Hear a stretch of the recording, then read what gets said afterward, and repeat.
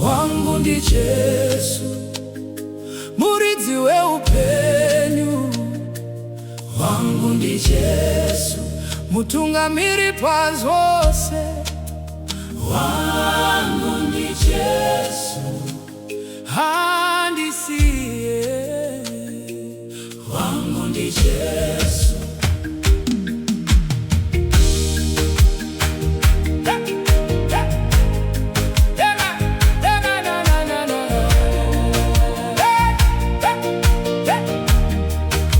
Ndakanga ndakarasika, asi wakandiwana.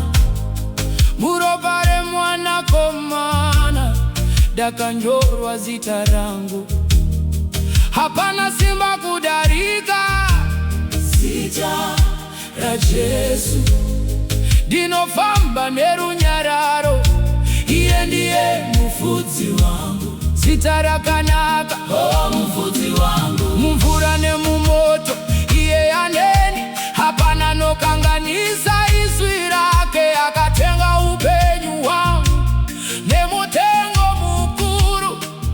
Saka ndinochema kusvika kumagumo. Mutengo mukuru kusvika kumagumo.